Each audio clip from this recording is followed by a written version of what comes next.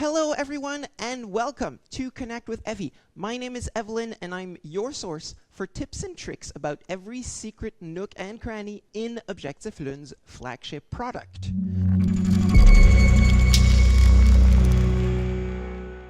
Today we are taking a look at the different Capture OnTheGo moving parts. What I mean by this is the different little parts of our software that you need to use in order to make a Capture OnTheGo implementation. So the very first thing that we want to do in a Capture OnTheGo implementation is to create a designer template. And this is a web context into which you have a form, and in this form you have the Capture OnTheGo elements such as the picture, the signature, the barcode scanner, and all of these. You also have a submit button which will send information back to workflow. Let's not get ahead of ourselves.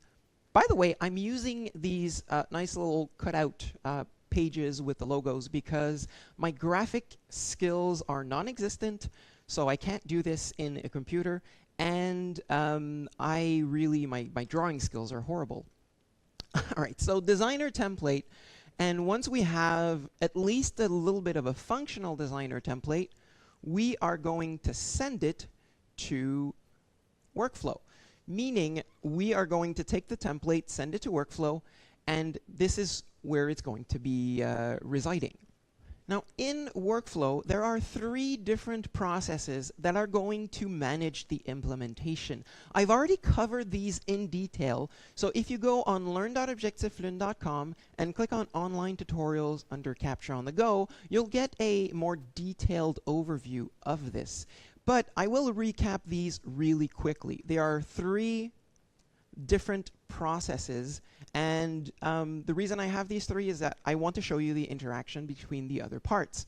So the first process will use the designer template that we have sent, and it will generate a document that is sent to the Capture OnTheGo server.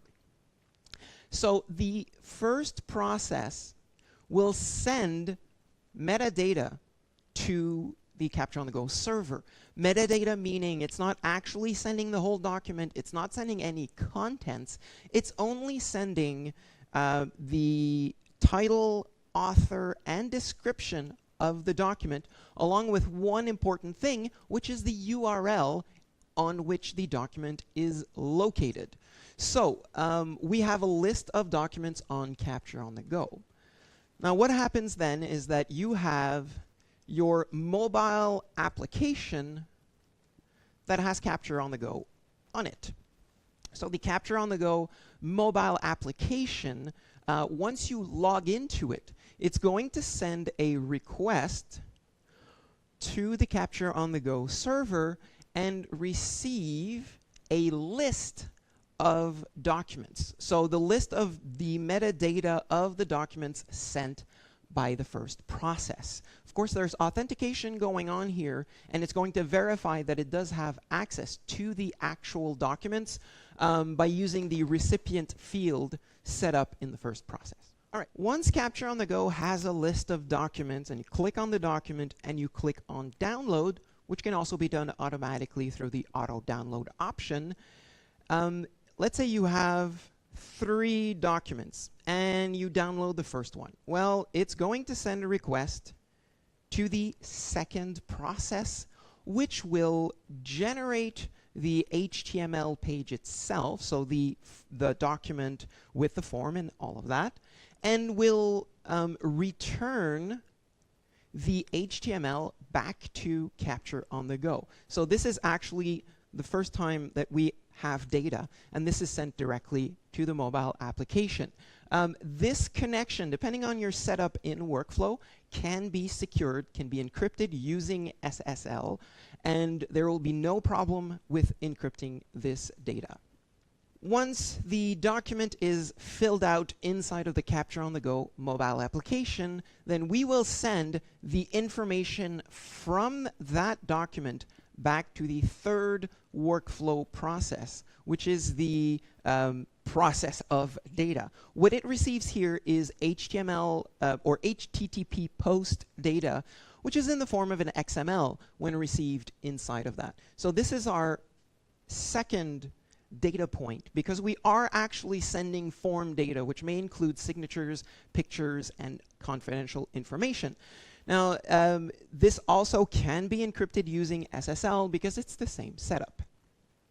And then the workflow will respond with, it doesn't need to be information, it can simply be an empty page. As long as the mobile application receives a response, then this will work.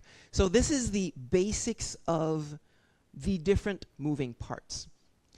Now, I want to talk about the importance here of having these two processes being based on HTTP, meaning they have to receive a request from the mobile application. Depending on the setup of your network, this might be very critical, and it might be a little complex in the sense that a mobile application on a phone might not have a direct access to the workflow machine that is on your network. For example, if you're on the road and you're on the 3G network, then you would not have an internal access to workflow unless you're connected to a VPN. So what this means is that normally these two processes and their URL must be available from the outside. Now, as workflow is not considered a true HTTP server simply because it doesn't have all the security features that you would have in a real server, what we suggest is to place workflow behind a proxy. What we mean is you would have a true HTTP server such as IIS, Apache, Nginx, or whatever you want to use, and this web server would be used to secure the connection, even encrypt it directly with SSL, and act as a bridge between the mobile and workflow, and then be able to have workflow completely offline by itself. The only link to workflow from the internet would be through the HTTP server. I actually do have a series on this, and I will put the link, actually should be right here, as well as in the description, in order to set up IIS, SSL, and reverse proxy in order to connect to workflow, specifically in the context of Capture on the Go. So I invite you to go take a look at those videos to know how this is set up. One last thing that I want to mention is the fact that the Capture on the Go server is not managed by Objectif Lune. I mentioned this at the beginning of the video. This is actually hosted on the NewBook servers. Now, we do have confidentiality and privacy agreements with NewBook, so your data is secure. This is all through SSL. Both the communication here and the communication between NewBook and the mobile is all secured and encrypted and encoded, so it is secure. However, if you are not comfortable with having things like the title, like the invoice number or the name of the client in a description, then you may want to consider this in your decisions to use Capture on the Go. And this concludes today's Connect with Evie. I hope you learned something new today. If you have any questions, comments, something that you want me to talk about, please don't hesitate to comment below. Like if you like the video, subscribe if you want to be advised of any new videos that come out. And as always, see you in a few clicks.